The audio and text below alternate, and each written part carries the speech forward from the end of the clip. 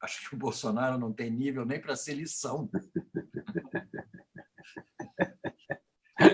Eu acho que nós já estamos entrando ao vivo aqui pelo canal do Conde. Quero saudá-los a todos que acompanham aqui o canal do Conde pelo YouTube. Deixa eu só monitorar tudo, um programa muito especial hoje, com os meus queridos amigos cartunistas Miguel Paiva e Renato Arueira. Queridos Arueira e Miguel Paiva, começando um Távola Quadrado. Vamos ver se agora a gente vem para causar na cena Engrena. da internet, depois daquela confusão toda aí de rio, de tecnologia, não sei o quê. Agora nós estamos aqui, a tábua quadrada é a tela. A tela é quadrada, então nossa tábua quadrada. Essa é uma boa solução mesmo. Presente. Uma boa saída. Só uma pergunta, querido Gustavo Conde. Em que parte do Brasil ou do mundo você se encontra? Olha, eu me encontro na cidade de Caçapava, no Vale do Paraíba. É onde você mora? Que é onde eu estou residindo neste momento. Exato. Vocês são convidados a conhecer essa grande metrópole que é Caçapava. Eu nunca conheci ninguém que morasse em Caçapava. Então, agora você... Inclusive, você pode até dizer que eu sou o Conde, mas dentro de mim você sabe que tem mais uns 300 e poucos aí, né? Você conhece. É um Conde de Caçapava. Conde, eu estava... No domingo agora, tocando lá no Cais, e um casal com um filhinho que estava lá, na hora de ir embora, eles passaram lá, vieram falar com a gente, falaram que me viram no 247 e tal, e que gostam muito de você, e que quando ele viaja com ela, eles passam perto e falam assim, ó, passando perto de Caçapava, vão lá visitar o Conde. Eu vou botar uma plaquinha, eu moro pertinho da Dutra, se o cara parar, então... eu posso chegar ali já... Eu passo muito em Caçapava. Quando eu ia para São Paulo, eu gosto de ir para São Paulo de carro, é divertido, eu tenho uma origem automobilística na minha vida, e eu gosto de ir, passo sempre em Caçapava. Já fiquei muito em São José dos Campos, que é próximo, né?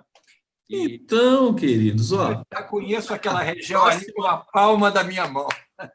Próxima vez que vocês passarem por aqui, você sabe que até o Rogério Skylab já falou também, né? Pô, passei perto de Caçapava. Vamos, fazer. Queridos... Eu não passei, mas o cara que foi lá ver tocar passou. Então, tem essa aí também do grande Arueira, grande músico, Miguel Paiva também, ambos cartunistas plenos de trabalho, como nós estávamos conversando aqui, né? Trabalhando como nunca antes na história desse país, né, Arueira? Miguel Paiva. Nunca antes. Miguel Paiva. Eu estou até cansado, sabe? Estou até cansado, estou tendo crise de identidade. Eu fico impressionado, deixa eu fazer uma pergunta para os dois, com a produtividade de vocês realmente. É uma charge por dia, mas às vezes tem desdobramentos, enfim. Poderiam ser 3. 3 charges você faz? 3, poderiam ser 3 ou 4, Miguel sabe, 3. concorda comigo. Olha, normalmente... Fácil. Uma para amanhã, meio-dia, 2 horas da tarde, uma noite. Eu deixo preparado também, eu adianto serviço, porque é muita ideia, e eu, pelo menos, fico com medo de esquecer a ideia, eu anoto todas, aí eu anoto tudo. Eu acabo fazendo, entendeu? Porque eu gosto de fazer, evidentemente. Então, eu tenho várias charges que não chegaram a sair, porque algumas eu não aguento, coloco na rede, não espero o site e coloco na rede. Não dá para esperar, né? Não, às vezes é muito aflitivo essa coisa das coisas acontecendo, e como acontece muita coisa, você fica achando que a última vai superar a penúltima, entendeu? Então, eu já fico preocupado aqui. Mas sempre há um fundo do poço. Vocês têm processos de trabalho diferentes, né? Como, Arueira, quanto tempo você demora para preparar uma charge? Faz sentido eu te perguntar isso? Como é que é? Não, faz, depende. Por exemplo, se eu tenho a caricatura do personagem, eu geralmente, o máximo que eu vou fazer é modificar uma expressão e eu pinto por cima, que eu pinto digitalmente, e aí eu demoro menos. Posso fazer uma charge até em 1 hora, já fiz isso. Já fiz charge em 15 minutos, uma situação muito especial. E já fiz charge em 4 dias, outra situação especial também. No geral, assim, eu posso demorar entre 1h30 até 4, 5 horas fazendo a charge. Me atraso sempre por causa disso, Miguel.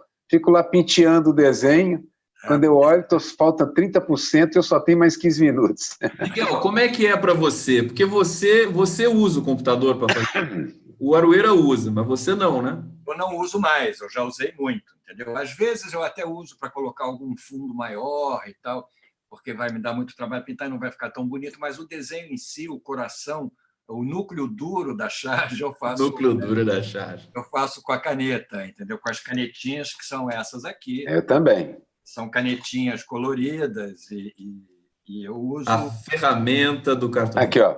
A minha também. Exatamente. Tá vendo? Isso é uma caneta especial? É uma caneta. É uma caneta digital. Ah, Em vez dela soltar tinta, ela solta elétrons. A minha é manual mesmo. Essa é manual também, tá vendo a minha mão segurando? Você faz numa espécie de iPad, é isso? Ou você tem um... eu faço numa mesinha, que é isso, ela por impedância, ela produz o traço. E aí, como eu tenho um pincel que eu uso há quase 20 anos aqui, que é o mesmo pincel que eu uso sempre. Mas também faço muita coisa em desenho. Agora mesmo entreguei um trabalho grande, foi todo preparado em desenho a lápis, né? Todo preparado em grafite primeiro. Depois na verdade, sabe como eu digitalizei, Miguel? Fotografei com o meu celular. Eu faço isso quando eu vou para a Serra. Quando eu vou para a Serra, eu desenho lá, e aí eu não tenho scanner lá, mas eu tenho o celular e o scanner do celular. Então eu uso o scanner do celular. Isso, é. Ele dá uma textura. Meus queridos cavaleiros da Távola Quadrada, vamos começar aqui o nosso Távola Quadrada, agora pelo canal do Conde, às terças-feiras, às 17 horas, com reprise pela TV 247, hoje mesmo, às 22h30. E nós estaremos presentes na reprise, vai ser muito legal. Olha só, vou ler aqui um pouquinho os comentários dos nossos internautas que estão chegando aqui. Olá, Zenaide Virgínia, saudando a todos nós aqui. Marilda Jardim. Cheguei primeiro aqui da Inglaterra, maravilha. Almir Moleta, Maria Isabel Lopes Pinto, maravilha, adoro vocês, estou descrente de tudo. Lucas de Ramos, Chapecó presente. Priscila Presoto perguntando, gostaram do vazamento do Intercept? Ah, não, está perguntando para mim, porque eu critico o Intercept. Ah, tá, então tá bom, depois eu falo, Priscila. Mas hoje aqui as estrelas aqui são os nossos queridos cartunistas. Falando que essa pava aqui e tudo mais. Vamos lá, eu quero começar com vocês. Acho que podemos começar com o Aroeira, que já está aí no jeito.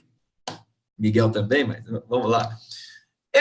Justamente essa matéria, essa monstruosidade dos procuradores da Lava Jato, o Pozobon, o Januário Paludo e o nosso, já conhecido Deltan Dallagnol. Daqui a pouco eu vou jogar a charge do Aroeira aqui para a gente ver. Aroeira, o que você sentiu quando você viu esse vazamento aí? Hoje, Conde, eu estava vendo você mais cedo, e você falando que pagou a língua, né? Queimou a língua porque você achava que não vinha mais nada e, no entanto, viu uma coisa mais assustadora ainda. Eu, por ser mais velho, eu sempre acho que no fundo do poço tem um alçapão, você abre, tem uma escada em caracol, e lá no fundo tem mais um alçapão. E assim por diante. É sempre possível piorar. E isso que foi mostrado é mais assustador, porque mostra bem o tipo de gente com quem nós estamos lidando, né? Olha, Miguel Paiva, eu acho essa questão imagina a sua crítica ao Intercept, às vezes a gente fica não fazendo crítica, mas ansioso para que venha mais coisa, mas eu acho que faz sentido, porque se você soltar... Primeiro, eu acho que eles não têm condições de soltar tudo ao mesmo tempo. E se você soltar tudo ao mesmo tempo, você pode imaginar que alguma coisa vai ser neutralizada por esse impacto. Essa coisa de soltando aos poucos remete aos ensinamentos dos velhos revolucionários da nossa vida passada, entendeu? Que você ir minando aos poucos o inimigo, para que o inimigo, quando morra de verdade, entendeu? E tem uma coisa também que ele deixou claro, que o Glenn deixou claro, que ele está organizando a partir de orientação, assim, o assunto principal é dado. Se o responsável por isso, Dallagnol ou algum deles, nega ou joga uma mentira, ele solta mais uma matéria mostrando como são mentirosos. Se o pessoal levanta uma questão moral, ele solta uma matéria mostrando quão imorais eles são. Então, essa também é parte da estratégia, que eu acho importantíssima, para que as pessoas entendam com quem nós estamos lidando de verdade. Então, a pessoa, ele mesmo, o Dallagnol, o Moro, eles vão se desnudando. Você viu a entrevista que um dos procuradores deu hoje, o carinha de ovo da serpente, que, né, você sabe, hoje não, que há algum tempo atrás, e que, na verdade, ele confessa que a Procuradoria tinha lado, que tomou partido, que impediu uma candidatura. A gente vê... Miguel, por favor. Dá aquela sensação, quer dizer, que é um misto de sensação boa com, como disse aí a nossa, como diríamos assim, espectadora, né? Diz assim, adoro vocês, não acredito em mais nada. É engraçado, é uma sensação dividida, né, entre a alegria de adorar a gente e desespero de não acreditar em mais nada. Eu acho que é um pouco isso, quer dizer, eu não tinha nenhuma outra expectativa de que isso iria acontecer. Eu lamento, né? Eu me choco, mas não me surpreendo, porque daí para pior, só virá coisa pior. Como a gente não tem que esperar nada do Bolsonaro, do Guedes, do Moro, do nada, porque é o seguinte, o Brasil viveu um momento de ausência, de si mesmo, entendeu? E caímos nessa. Parece que nós estamos vivendo um pesadelo de conto de fadas. Nós entramos no buraco, esse alçapão que o Aroeira diz, que tem a escada e depois um alçapão, eu acho que nós estamos nele, vivendo uma história de terror. Explicação histórica tem, é óbvio, mas lógica não tem nenhuma. E, Miguel, é um alçapão de Escher, porque a gente tem que subir essas escadas. Lá no alto tem um alçapão, a gente sobe. É o contrário. Eu gosto da metáfora. Alçapão para poder descer. Já falamos do Escher. Só subir. Falamos do Escher. Tem mais uma outra coisa que a gente falou aqui, dessa coisa meio... que tem uma ilusão de ótica. E eu gosto da metáfora da matriosca, né? Que você abre... sim. Aí dentro tem uma bonequinha. Já fiz algumas charges da matriosca. Vai ter um golpe, aí você abre, tem outro golpe, abre, tem outro... E lá é uma imagem que eu gosto. Já fiz algumas charges com isso, porque essa coisa é um ícone cultural. É uma coisa dentro da outra, dentro da outra. Isso tem muito significado. Você que é linguista, então... Você ia falar. A última está lá dentro, rindo às gargalhadas. A última está lá. Pois é. Olha só, deixa eu aproveitar e compartilhar a charge do Aroeira que acabou de sair, está fresquinha. Eu quero... Me diga, vocês estão vendo ela aí? Estou vendo quase inteira. Quase inteira. Está na tela? Deixa eu ver se vai entrar aqui, entrou. E aí eu tenho aqui, ó, eu posso mexer, ó. Minha imagem. O que é de errado com a minha imagem? Aí é o Dallagnol na frente do espelhozinho. Esse espelho é o espelho da... Esse é um espelho de Lovecraft, né? Uma coisa... de terror mesmo. Espelho de filme de terror. Filme de terror. E é um polvo, são tentáculos. Um Lovecraft qualquer. Diga, Aroeira, diga pra gente aí. É o horror que ele não enxerga, mas nós todos estamos enxergando. Essa é a chave. Passado, né? Sempre é um horror assim, assustador, melado. Lovecraft gostava, a personagem principal, um dos horrores maiores é exatamente uma coisa meio polvo, uma coisa com tentáculos. Como esse pessoal tem, é um verdadeiro Orcrim. São tentáculos, na verdade. Uma coisa curiosa é sempre do Dallagnol, né? Aparentemente, o celular que foi capturado, o cara tem acesso, são as mensagens do Dallagnol, né? Curioso, porque só a partir do Dallagnol, é sempre alguém que conversou com o Dallagnol, né? Parece que é o dispositivo do Dallagnol que foi criado aí e tudo mais. Miguel, há uma justiça poética digital eletrônica nisso. Essa charge do Aroeira vai ser publicada daqui a pouco. Ele acabou de fazer, né, Aroeira, essa charge? Sim, terminei agora. Já sob o impacto dessas revelações de hoje. Miguel quer falar alguma coisa sobre a charge do Aroeira e sobre essa situação do Dallagnol, essa figura tão abominável? Procuradores, né? Sobre os procuradores. Quero falar assim. Eu acho que... Agora, quando eu estou falando, não está aparecendo aqui. Está você só na minha tela. Né? Eu estou monitorando aqui, tá? É que você está falando... o seu som é um pouco mais baixo ainda, mas está ótimo. Tá? Tem uma voz muito suave. Ele é muito... É um gentleman. Funciona de acordo com a nossa voz falando? Isso, é a voz ativa. Então, se eu falar bem alto, ela vem para mim? Você fala alto, vai não veio ainda, não veio. Deixa eu falar. Não, eu acho essa coisa dos procuradores uma coisa assustadora, porque a gente acha que a bandidagem existe só, a bandidagem tem classe social. Não, a bandidagem existe em qualquer setor, em qualquer classe. Eu, como sou mais metafísico, eu fiz uma charge que iria sair, que vai sair depois do expediente da Aroeira no site, entra a minha.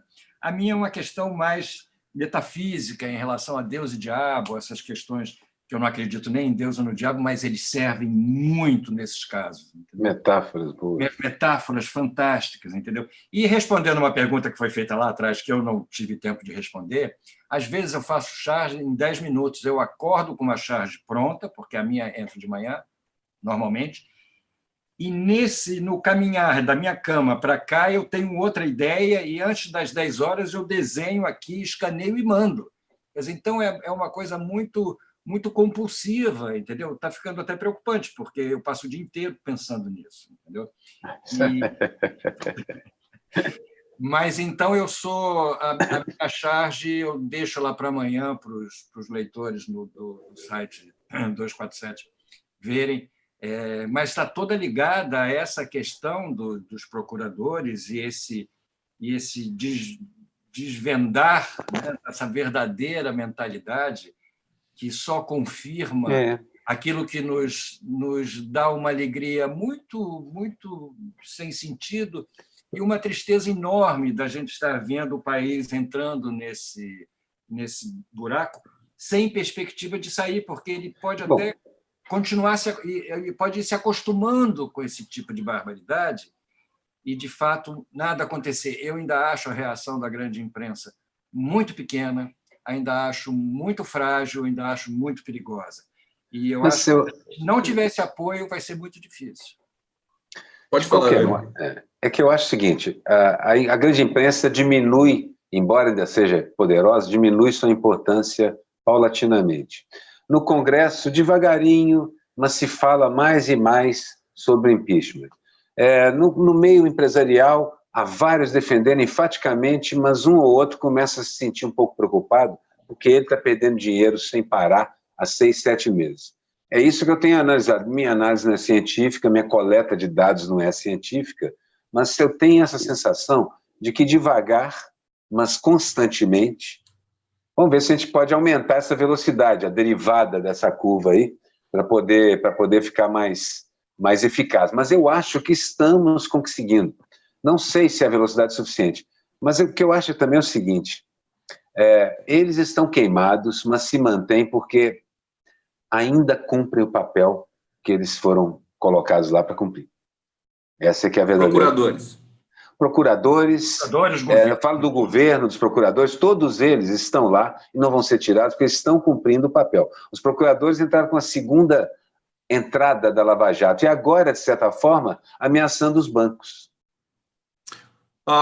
Eles estão mexendo... Porque o banco pagou palestra. Qual que é o episódio do banco? Tem episódio. O banco pagou palestra para o Dallagnol.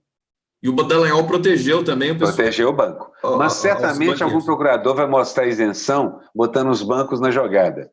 Ou seja, dando um aperto de imprensa marrom. Hoje, o judiciário faz imprensa marrom.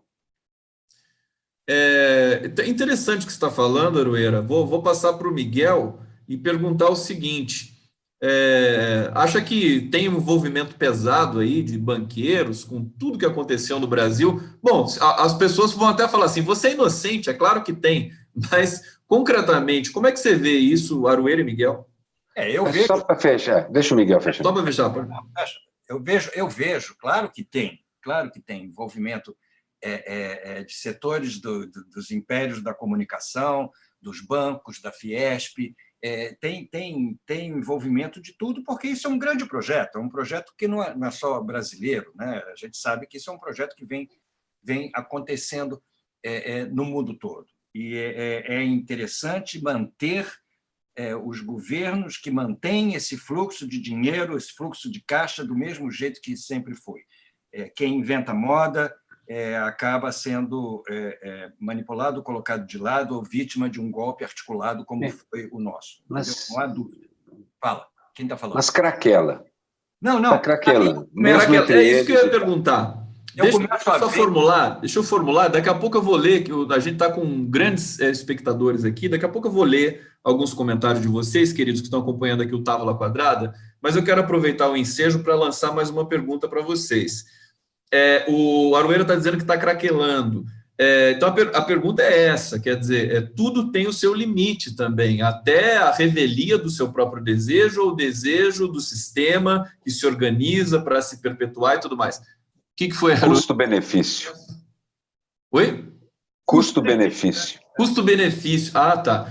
Então, nós estamos num momento que é delicado, numa crise internacional muito grave, né, com relação à Amazônia, que é um tema que eu quero colocar daqui a pouco para a gente debruçar sobre ele realmente, para nós nos debruçarmos sobre ele. Vocês fizeram muitas charges sobre a Amazônia, teve aquela charge do Aroeira também do Tamanduá Mirim, quer dizer, todo esse imaginário sendo ativado. Nós vimos a popularidade do Bolsonaro despencar mais uma vez, porque já tinha despencado no primeiro momento, despencou de novo. Amanhã tem uma pesquisa Vox Populi que vai apontar um número ainda mais preocupante para o governo, e, ao mesmo tempo, também a Vox Populi vai trazer uma percepção sobre a prisão do Lula, sobre o que a população está achando disso.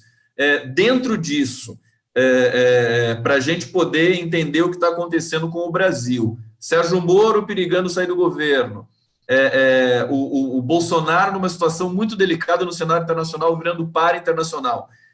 Tem um amigo meu, e aí eu jogo para o Aroeira para comentar, jurista, e diz assim, que o excesso de poder atribuído ao Ministério Público e ao Poder Judiciário no Brasil foi o que devastou o Brasil aí nesses últimos anos. Quer dizer, eles criaram um Estado paralelo e sem democracia. Quer dizer, é do jeito que eu quero e não tem conversa. Aroeira. Bom, a coisa do equilíbrio dos poderes, que mesmo a Procuradoria não está exatamente dentro da estrutura judiciária, mas faz parte desse setor aí. Essa coisa não funciona. O presidencialismo brasileiro já sai com uma das pernas capenga, que é o próprio presidencialismo. O poder central, o executivo, foi contido, aquela coisa que nós já conversamos algumas vezes, que escaldados pela ditadura, você faz um presidencialismo mais controlado.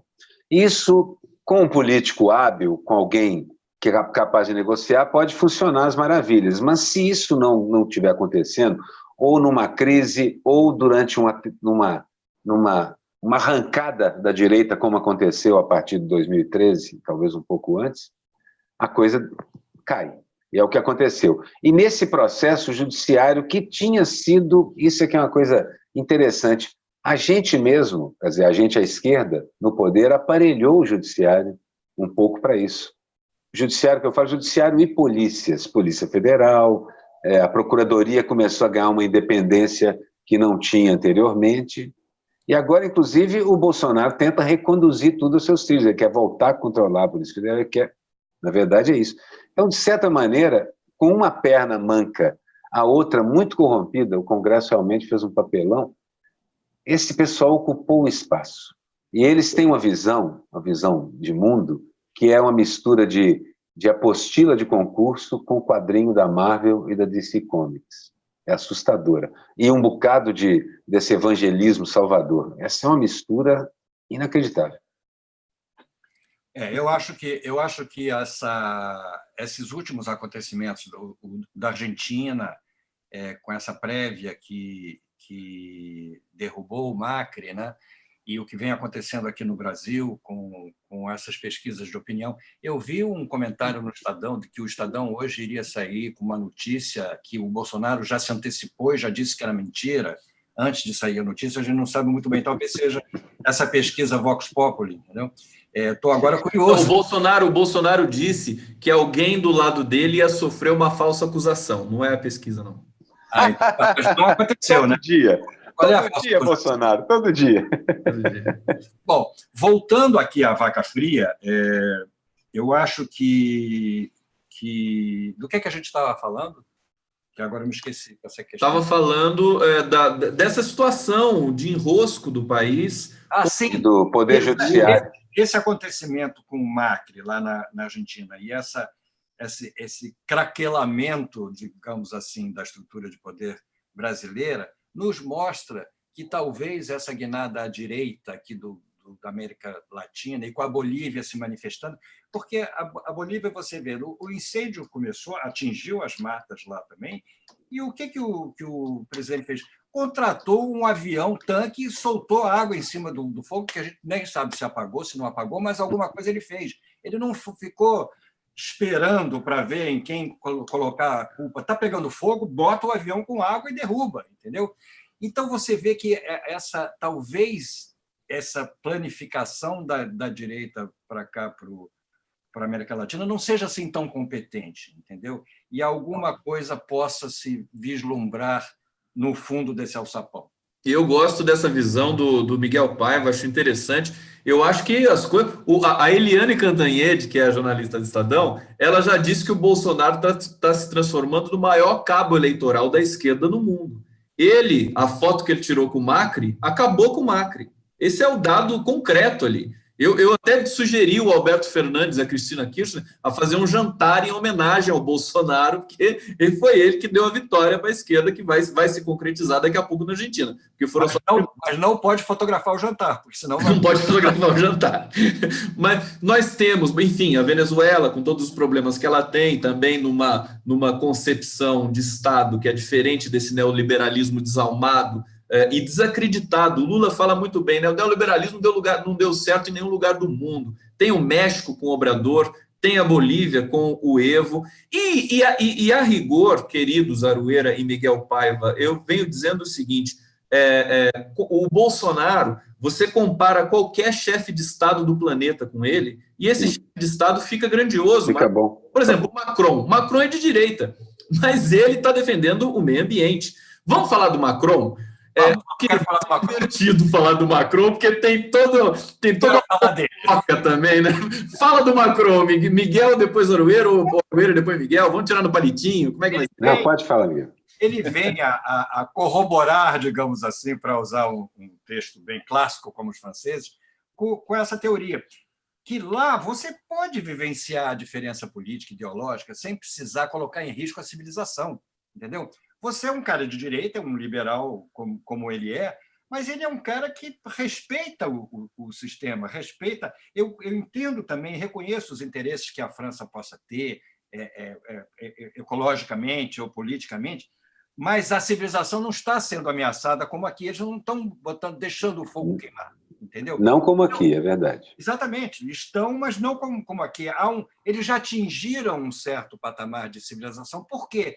Porque há um controle da imprensa, há um controle das ONGs, há um controle da própria sociedade que não permite extrapolação, entendeu? Então é o seguinte, o governo tem que ser democrático, sim, senão cai. Então é um outro padrão de convivência democrática que deixa o Bolsonaro num nível quase patético, entendeu? Sem falar, evidentemente, da elegância do Macron diante da deselegância do Bolsonaro. Esse meme que tem na internet com os dois vestidos é espetacular. É fantástico. Eu compreendo o Macron, o Conde falou disso outro dia também, e esse amor pela professora, porque eu segui uma professora aos 7 anos de idade até a casa dela. E eu era muito pequenininho, tiveram que me buscar lá depois. Eu já fui apaixonado por amor. Professora de geografia. Nós já fomos apaixonados por professores. Já. Olha só, eu acho que, na verdade, assim, essa estrutura de poder não é monolítica como parece. Ela está acontecendo no mundo todo, e embora a Europa seja mais protegida desses fracassos, como aqui no Brasil, por causa da fragilidade da nossa democracia. Por outro lado, sim, países como a China, também por causa da solidez da sua ausência de democracia, também são muito mais protegidos. Porque esse é um calcanhar de Aquiles da democracia. O curioso no fascismo é que ele é eleito. Ele não chega na ponta de baioneta, ele é eleito. Essa é a parte assustadora. Nós estamos diante disso, mas estamos também diante da reação a isso. Porque no mundo inteiro, você acabou de citar, tem no México, tem o Evo, tem o Bernie Sanders crescendo sem parar nas pesquisas de opinião nos Estados Unidos. Tem uma reação forte, apesar do Boris, está lá aquele inglês lá que parece a cara do... Eu preciso desenhar isso, todo mundo já fez, mas eu preciso dar a minha versão também. Assim, esse cara também já despertou uma reação no trabalhismo, que é uma revolta às origens do trabalhismo. Então, de certa maneira, a ação corresponde à reação. Na filosofia, isso é conhecido como dialética. Pode ser democracia também, né? Eu acho que a democracia vai se impor, ou pelo menos está respirando mais do que eu imaginava. Bom, deixa eu ler comentários dos nossos espectadores que estão aqui para participar dessa roda. Só um segundo aqui. Olha só, Maria Isabel Lopes Pinto, procuradores sociopatas é de lascar. Dulce Veiga, jogo refinado, tocou na questão moral. José Fernandes está aqui se manifestando também, saudações para vocês.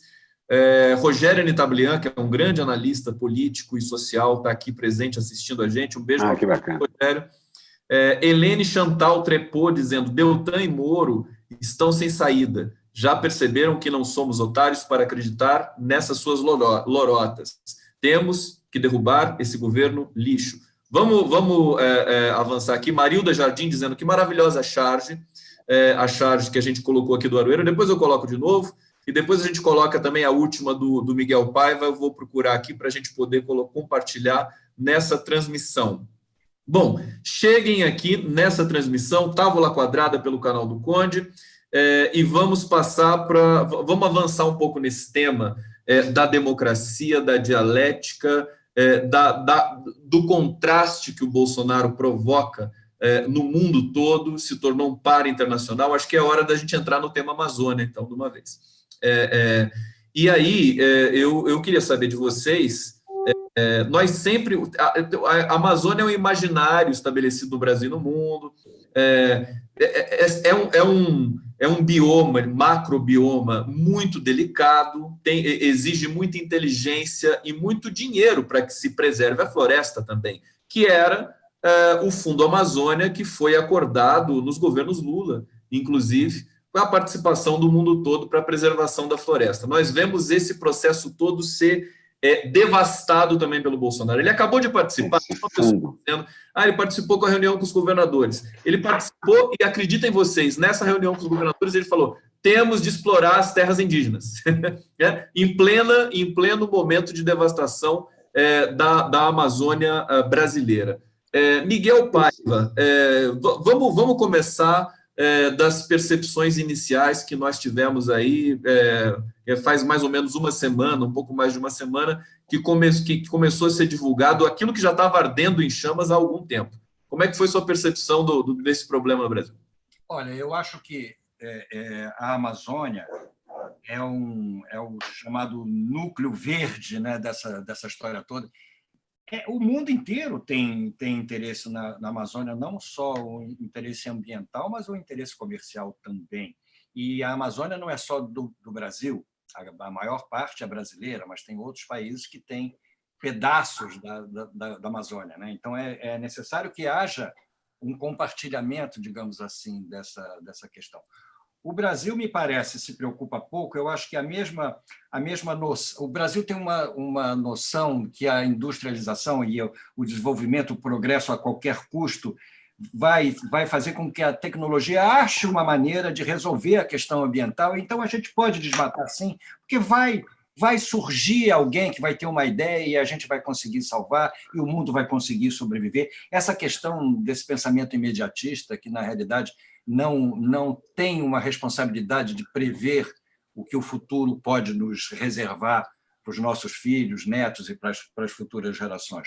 Estão destruindo, sim, como a China faz. A China compromete o oxigênio, o ar deles, sem essa preocupação. Por quê? Porque eles dão prioridade ao progresso e eles acham que o progresso é que vai resolver as questões e alguém surgirá para amainar a questão. A questão da Amazônia é que tem outros interesses aí. Além do interesse comercial, existem as populações que vivem lá, existem os índios, existem as questões ambientais. Nenhuma dessas interessa ao governo destruidor e predador do senhor Bolsonaro, entendeu? Eles não têm essa preocupação. Então, eles vão fazer... vai ser muito difícil, a gente vai ter que aturar muito essa arrogância dele de querer sair para a briga logo e depois voltar atrás, como ele faz o dia inteiro, entendeu? Então, isso, além de nos causar uma vergonha muito grande diante do mundo, é preocupante, porque, enquanto eles estão falando, o fogo está queimando lá. Eu não sei o que foi feito mais depois que o Exército foi lá, e que está lá, parece que está lá. Quem é que está lá? O que está sendo feito? Você sabe? Não tem relatório, né? Não, eles não divulgam relatórios, é tudo obscuro. Eu não sei o que está sendo feito. Sei que a Bolívia está lá jogando água, sei que os aviões, eles não queriam que o dinheiro que a Europa, que o G7 ia emprestar, não sei se vai ou se não vai, era em aviões que ajudariam a combater o incêndio. O Bolsonaro disse: há um motivo. Eu quero usar o dinheiro do meu jeito. E quero que o Macron peça desculpas pela ofensa que eu fiz a ele. Há um motivo, eu acho, para ele não querer esse dinheiro.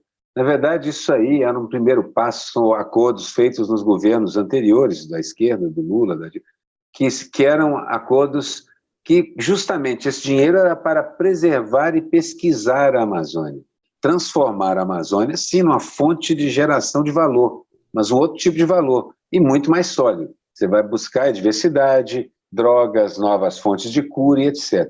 Isso era um investimento a médio e longo prazo, civilizado para a humanidade. É claro que ele não quer isso. Isso é contrário a tudo que ele pretende fazer, na verdade. Isso é exatamente o contrário. Então, eu vejo a lógica deles nisso.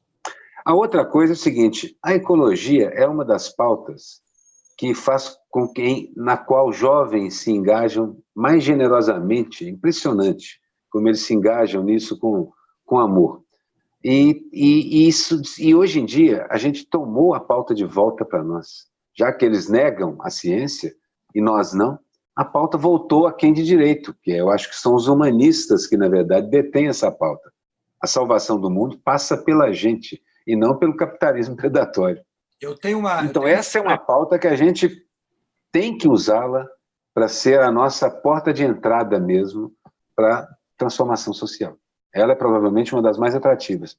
O Vitor Teixeira, meu amigo, fala sempre nisso também. Eu tenho um complemento a essa teoria, que a gente que viveu os anos 60, a gente que viveu o século passado, digamos assim, a dicotomia, a questão toda da dialética entre a direita e a esquerda, que a gente achava que essa questão ideológica ia ser a grande questão a vida toda, mudou no início desse século, apesar de que eu acho que hoje as questões de esquerda e direita estão voltando à pauta.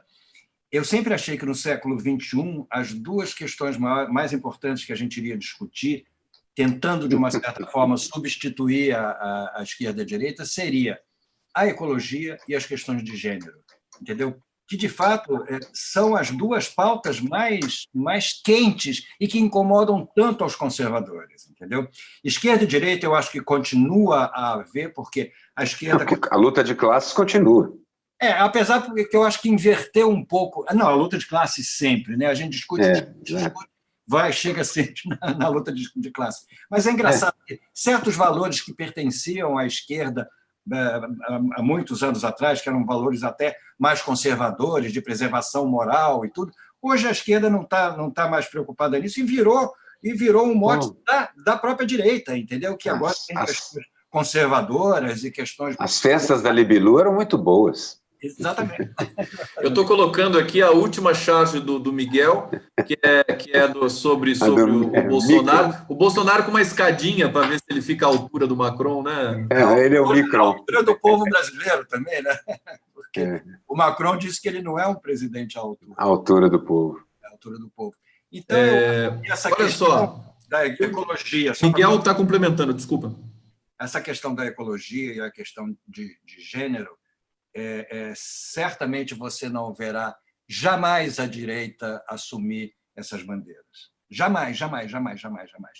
Se você tem identificação com a ecologia, com as questões ecológicas do meio ambiente, ou se você tem identificação com as questões de gênero, saiba que a direita, essa que você votou nas eleições passadas, ou que você votou em branco, ou anulou o seu voto, que ajudou a eleger, jamais elas irão se preocupar com isso. Como as mulheres que votaram no Bolsonaro espero que estejam envergonhadas agora de todo esse papelão que ele anda fazendo, usando a mulher do Macron para demonstrar o pusilânime que ele é.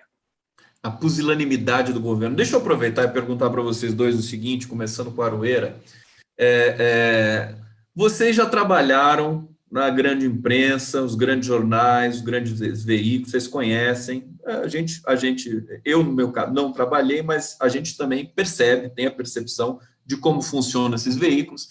E a pergunta que nos chega nesse momento, e isso tem a ver tanto com a Amazônia quanto com a Vaza Jato. Quer dizer, o que precisa mais para essa imprensa, essas três famílias, né, Globo, Estadão e Folha, Frias, Mesquita e Marinho, o que precisa para essas três famílias, donas de todo o protocolo de comunicação do país, há tanto tempo, realmente darem o tom para o nível de devastação e de destruição que está sendo feito na Amazônia, em primeiro lugar, e na Vaza Jato, quer dizer, o procurador claramente partidarizado, político, com preconceito, com ódio. Será que se um procurador tivesse todo esse ódio, esse preconceito, esse ranço contra o Fernando Henrique Cardoso, será que a imprensa ia ter tanta inércia para se deparar com esse tema? Aroeira.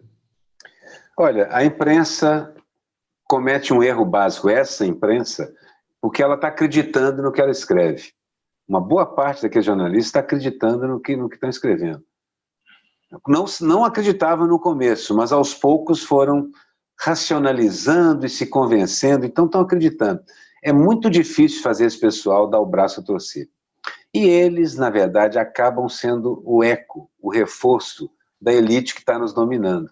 Nos procuradores, no judiciário, nos deputados, eles leem esse tipo de jornal. Evidentemente que a gente aqui, 247, DCM, tantos outros estão ganhando espaço, estão começando também a mudar a opinião, até mesmo de gente do lado de lá. Quanto tempo demora? Já falei isso outra vez hoje mesmo, não sei. Mas eu acho que a gente está fazendo o que é certo, Conde e Miguel.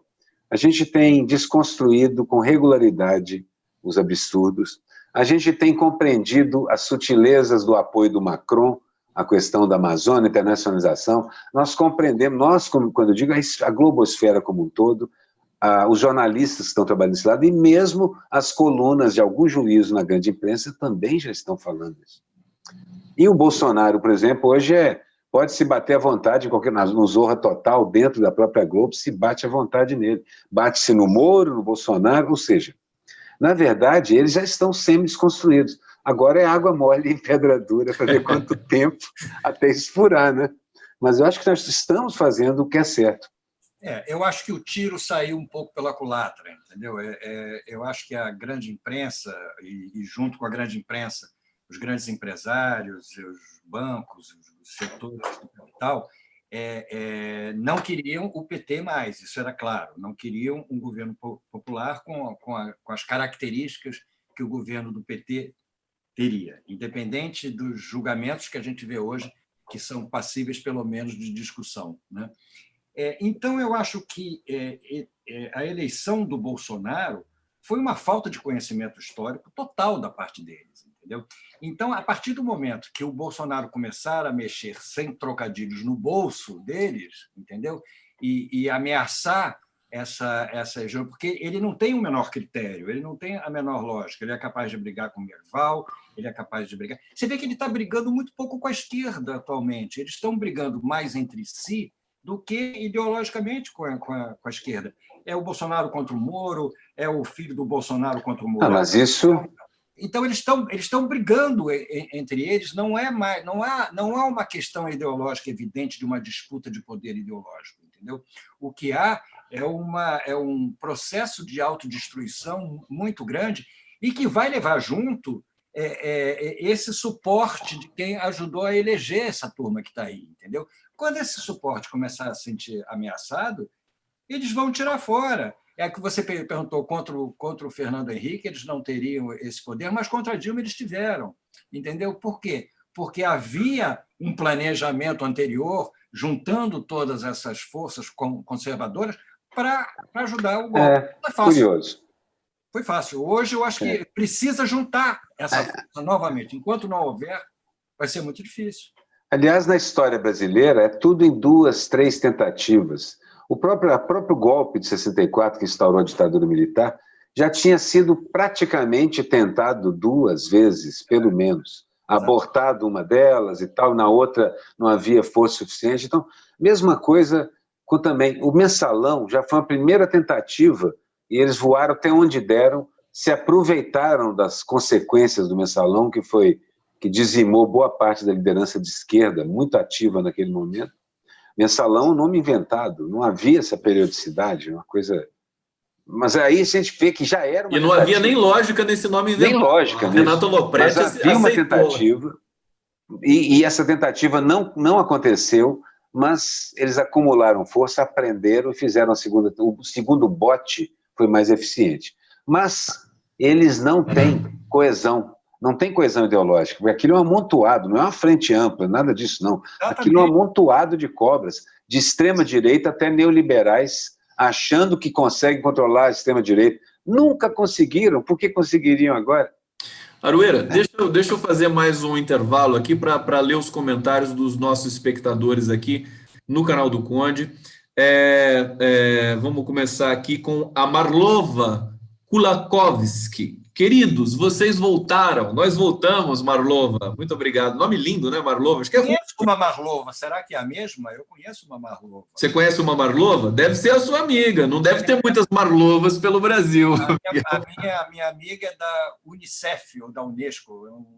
Será que é você, Marlova? Diga pra gente, né? Maria Isabel está concordando aqui. Um beijo para você, querida. Décio Amádio. Boa, Aroeira. As festas da Libelu eram ótimas mesmo. Fora Bolsonaro, já Lula é livre. Júlio César Cantonelli, Candoncelli Coimbra. No próximo ano, quando a população perceber que não há mais direitos trabalhistas, salários estão aviltados, sistema de proteção social precarizado e toda a sociedade desregulada, o bicho vai pegar. Eu acho que esse momento meio que já chegou, né, Júlio César? Mas vamos ver, né? Vamos ver se realmente o povo brasileiro vai reagir, né? Eu ainda ouço, de vez em quando, numa mesa ao lado, num lugar onde eu estou, um cara com cara de empresário dizendo, não, agora eu confio que daqui a 4 meses a coisa melhora, mas ouço cada vez menos esse tipo de conversa. Pelo contrário, estou ouvindo, no metrô, o pessoal reclamando do Bolsonaro, gente que provavelmente votou nele. Sim, não. A popularidade despencou, inclusive, nesses... Então, eu sinto na pele, e acho que não é só entre pobres, não. O apoio que ele tem nos executores do mundo começa a diminuir. Os caras devem estar procurando uma solução mais palatável, mais fácil de negociar, entendendo? Um CEO, né, melhor do que esse imbecil para gerenciar isso. Se o Trump não for eleito e se o Bolsonaro não quiser invadir os Estados Unidos, para repetir aquela piada do Getúlio, que queria declarar guerra aos Estados Unidos, e o assessor disse, mas, presidente, se a gente ganhar? É o caso do Rato que Ruge, né? Maravilhoso filme do Peter Sellers. Exatamente, o Bolsonaro vai ficar isolado, porque ele está brigando com todo mundo. Agora, alguém disse, acho que foi o Zé de Abreu que disse nas redes sociais hoje, que já mandaram ele para a Venezuela, para Cuba, para a China, para a Coreia do Norte, mas não mandaram para a França ainda. Então. Para Paris ninguém me mandou também. Para Paris ninguém mandou, então ele está esperando você mandar. Diga. Só fazer um comentário, que é o seguinte, eu estou me vendo aqui com essa luz, segundo o Aroeira, no ar. No ar, faz o filme no ar. É muito mais uma luz rouge que no ar, né? Porque é vermelho. eu estou me percebendo com muita raiva hoje. O Miguel, Aroeira, fala para ele, Aroeira. Miguel, essa cara de menino aí, tá Miguel, melhor até. A raiva é nossa amiga, Miguel. A raiva é nossa amiga, Miguel. Meu psicanalista dizia isso sempre. A gente tem que ter mais raiva, entendeu? É a raiva. Alguma raiva é boa, não ódio. Não, ódio é diferente. Mas a raiva é importante. Deixa eu trazer uma questão para vocês que está me afligindo muito. Com licença. Miguel, você está lindo, Miguel. Para o Miguel, por favor, aqui no nosso chat, para o Miguel ver depois aqui. Olha só, vocês são. Aliás, Aroeira, sabe o que eu estou percebendo aí no seu cenário? É o Temer que está ali atrás naquele quadro? Naquele quadro ali? Não. Bebê. Ali atrás é uma Dilma de Madonna com manteiga no colo. Puxa vida. Na época da democracia, né? Sim. Saudosa um amigo meu do Miguel, que é o Gabriel Souza, que pegou uma charge em mim, algumas, e falou assim, vou pintar essas charges em óleo. E aí copiou a charge em óleo, tamanho maior. Muito bom. Olha só. Tem algumas aqui. Vocês conhecem aquele ditado assim, nada é tão ruim que não possa piorar. Vocês já ouviram? Claro. É que o Brasil tá um pouco nessa tocada, sempre piora. E aí me bateu uma preocupação, porque hoje, desde ontem, aliás, já tem aí alguns dias essa notícia de um navio plataforma da Petrobras que está com quebrado, né? O trincado. Já estamos tendo vazamento de óleo na bacia de Campos, e aí me veio a sinetinha do horror, né? A Petrobras, sob Fernando Henrique Cardoso, a imagem que nós temos da Petrobras naquele momento era da plataforma P-36 afundando no litoral brasileiro. Eu desenhei. A Petrobras está sob Bolsonaro, tem um preposto dele lá que é o Roberto Castelo Branco. Já aparelhou toda a Petrobras, já colocou os amigos dele ali para trabalhar, inclusive teve problemas com os próprios diretores da Petrobras que não queriam aceitar a favor de empregar amigo do Bolsonaro e tudo mais, mas me bateu um pânico, porque o litoral brasileiro é a nossa Amazônia Azul. E se eles fazem isso com a Amazônia Verde, o que será que vai acontecer com a Amazônia Azul? Eu estou prevendo, quer dizer, com esses navios plataformas que nem brasileiros são, a gente possa ter um desastre de dimensões aí maiores na Amazônia Azul. Um pequeno comentário aqui. Eu desenhei a plataforma do Fernando Henrique afundando e desenhei várias vezes a Petrobras, que ele queria acabar com a Petrobras e transformar em Petrobras. A diferença real entre o que o Fernando Henrique fazia e o que o Bolsonaro faz é o uso dos talheres e das expressões mais elegantes em francês. Porque, na essência, esse pessoal é muito perigoso. É aí que eu falo. Os donos do Bolsonaro devem estar procurando alguém mais capaz de usar os talheres, mais a maneira de Fernando Henrique Cardoso. E eu espero que eles que encontrem. Eu espero que encontrem. Porque esse grosso tem que sair daí. Espero que encontrem, tá bom, mas que seja antes do Bolsonaro. Continue o Guedes, continuarem com o plano dele, e a Petrobras aí. Nossa, terrível. De vender a Petrobras. Não, mas meu ponto é esse. É que era essa a intenção do Fernando. Exatamente. Então, mostrar que a Petrobras não consegue nem manter uma plataforma inteira ou flutuando. É a mesma tática.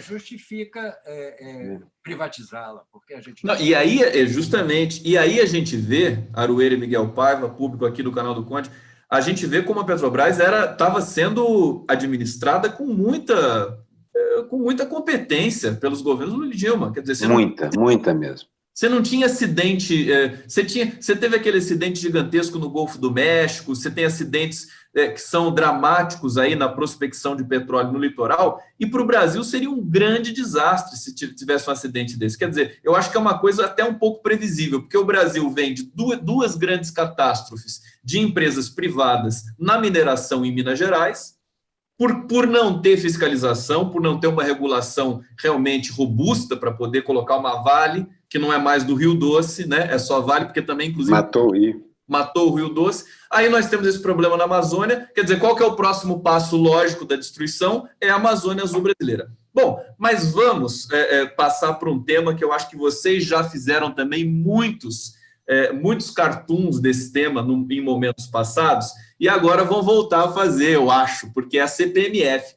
O Paulo Guedes já disse, eu quero a CPMF. Ele não está usando o nome e a imprensa está obedecendo, né? Está usando assim, um imposto sobre a transação financeira, não está usando mais o nome de CPMF, mas ele quer, inclusive, ele já tem o percentual que ele quer estabelecer de início, 0,20%, e depois vai crescendo paulatinamente. O que vocês acham? Não, a graça, cadê o SCAF da Fiesp para falar alguma coisa sobre a CPMF do Bolsonaro? Que votou na realidade, é sempre a mesma conversa. A gente vira e mexe, chega na luta de classes, chega no imposto, porque o imposto é a única salvação que eles têm. Quando você não tem justiça social e redistribuição de renda, o que você faz? Cobra imposto, entendeu? Cobra imposto. Cobra imposto para tirar um pouco desse dinheiro social, no caso desse governo, e devolver para bancos e outras estruturas. Exatamente. É o que eles vão fazer. A primeira vez que surgiu a CPMF, ela ainda vinha disfarçada de um imposto para a saúde, se não me engano. A ideia original até era essa. Hoje já vem descarada mesmo, não é imposto para coisa nenhuma, é imposto para salvar o bolso. Mas eles perceberam que era quase um tiro no pé, porque a CPMF entrega a transação financeira de todo mundo. Bastou usar o sistema bancário e a CPMF registra. Vocês sabem qual foi o exemplo que o Paulo Guedes deu numa audiência pública sobre esse novo imposto, para falar quem vai estar isento do imposto? Ele falou assim, suponha você que um traficante queira comprar uma casa em dinheiro vivo. Esse cara não vai ser pego pelo imposto. Olha que bonitinho o exemplo. Ele deu esse exemplo. Pedagógico, né? Vamos, Lu. O miliciano. Troca traficante por miliciano. Ele não falou miliciano porque ia pegar mal, né? Ia achar que é verdade. O próprio patrão, entendeu? Mas é isso, quer dizer, tudo aquilo que é legal, né? Tudo aquilo que é justo, tudo aquilo que é resultado do desenvolvimento, o governo está se dedicando a terminar, porque para ser um governo informal, digamos assim, no mau sentido, entendeu? Que a palavra tem. Sem compromisso com nada que seja legal, com nada que seja organizado, com nada que seja significado de progresso social mesmo, entendeu? Então, o imposto, repito, me choca, mas não me surpreende. Faz tudo parte do jogo. E acho também que imposto acaba incidindo mais sobre a mó de baixo, né? Uma expressão que os portugueses gostam, é a mó do moinho. Quem é a mó de cima e quem é a mó de baixo, né? A mó de baixo acaba pagando mais do que todos os gigantescos aí, que vão encontrar suas saídas, claro. Queridos Aroeira e Miguel Paiva, estamos chegando aqui no final do nosso Távola Quadrada, especialmente no canal do Conde aqui. Satisfação imensa estar com vocês, como sempre. E eu quero fechar o nosso papo falando com vocês sobre o Lula e sobre a entrevista que ele deu para o 247, que foi uma entrevista muito bacana. Queria saber o que vocês acharam disso. O Lula apareceu muito...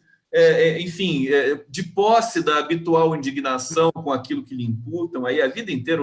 A vida inteira o Lula foi vítima de preconceito, enfim, nós sabemos disso. E nunca se intimidou com isso, né? Mas ele aparece cada vez mais assim, também com muita serenidade, com muita alegria. Tinha uma foto dele tão curiosa, porque ele estava com livros na mão, estava jovial, com óculos, assim, quer dizer, ele está estudando muito, está lendo muito, está aproveitando essa prisão política para realmente se conhecer. É uma coisa impressionante. Queria saber a impressão de vocês, né, do Lula.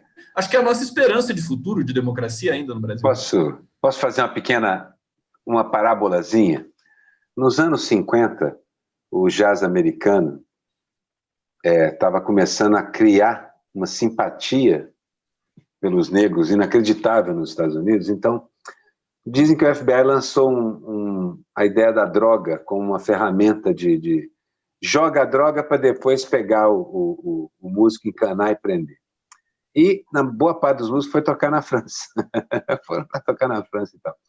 É como se o Lula é uma espécie de Pixinguinha, Louis Armstrong, é uma mistura de Dexter Gordon com... Você entende? Ele é um gênio, é um sujeito que deveria estar tocando em qualquer lugar do mundo, com grandes plateias, porque nós não podemos não ouvi-lo. É um gênio, você tem que ouvir. Nós não podemos não ouvir. Nós estamos desperdiçando um recurso natural inacreditável, de verdade, estamos mesmo. Você fala sempre as coisas nessa direção e eu concordo. Nós estamos desperdiçando um gênio, um Pixinguinha, um Tom Jobim, um Louis Armstrong, um gênio. Miguel? Eu acho, complementando aí o que o Aroeira falou, os americanos usaram na Guerra do Vietnã também a droga para manter os soldados resistindo lá e combatendo aquela guerra injusta e louca que eles mantiveram por anos. Entendeu? Então, você vê que essa articulação do poder em relação à droga é fato. A outra coisa, alguém já falou também que a sensação que dá é que nós todos estamos presos e o Lula está solto. Que nós estamos presos num país eu já até desenhei. Desgovernado, num carro sem freio, né, descendo em direção ao abismo. Espero que alguém... E o Lula não está nesse carro, entendeu? Não, eu já desenhei o Moro dentro da... ele no lado de dentro, na verdade, o Moro e o Lula lá de fora. E já vi isso também, outra pessoa fez isso também. É evidente que isso tudo, esse espírito, está reforçando muito o próprio espírito dele, entendeu? E está ótimo mesmo, ele está jovial, ele está alegre, ele está percebendo que a história está demonstrando todos os dias que está do lado dele, entendeu? E não do lado de fora da prisão. A história está dentro da prisão, entendeu? Então, isso é muito bom. É claro que é uma sensação boa. Ele tá sabendo aproveitar isso, entendeu? É claro que a gente quer ele aqui fora, mas ele está sabendo viver esse momento de prisão política muito bem. E esse momento dele voltar, porque esse momento vai chegar, né? Fatalmente. Hoje o STF está deliberando sobre uma questão ali do terreno do Odebrecht, quer dizer, mais uma mentira imputada ali nas condenações do Lula, mas eu às vezes me pergunto, queridos, se o Brasil está preparado para esse momento, porque quando o Lula sair desse lugar, vai ser um tsunami, né? Vai ser uma coisa muito poderosa, muito... Eu acho que vai. Vai fazer tremer não só o Brasil, fazer tremer o mundo. Você acha que nós estamos preparados para isso? Acho que não dá para perguntar, quer dizer, tem de fazer isso acontecer. Não dá para esperar. Não dá para esperar mais. Né? O Brasil ele já tem um momento, o Lula já tem uma presença na história definitiva. É igual você falou, essa energia dele parece com o sorriso do Mandela também, parece com... Eu vejo essas pessoas, elas têm certeza do que estão fazendo. Tem uma outra história. A certeza calma, ponderada, não é a certeza fanática, não. A certeza calma, ponderada. E vem que os fatos caminham junto. Então, eu acho que ele tá com certeza de que, ficando lá ou não, saindo ou não, que ele abriu uma brecha que nós vamos aproveitar. Isso eu vejo que o Lula sabe. Só para encerrar com uma outra parábola tipo Aroeira, de um personagem não muito bem visto, mas é um fato real. Quando perguntaram ao Henry Kissinger, que foi o grande secretário de Estado americano durante a Guerra do Vietnã e tudo, e os Estados Unidos tendo perdido a guerra, alguém perguntou ao Kissinger, mas, secretário, um país, uma potência bélica como os Estados Unidos, perder a guerra para um país que lutava com bambu, que lutava descalço, qual é a explicação que o senhor tem para isso? O Kissinger virou e disse assim, é que eles tinham razão. Esse é o Miguel Paiva, grande lembrança, muito bonito isso. Satisfação imensa conversar com vocês, Aroeira. Receba o meu abraço, meu beijo, Miguel Paiva, meu abraço, meu beijo aí para vocês. Saudações democráticas. Um beijo a todos vocês que acompanharam aqui o Távola Quadrada. E a gente se encontra na semana que vem, meus queridos. Um abraço e até a próxima. Beijo para vocês todos. Até. Beijo para todos. Tchau.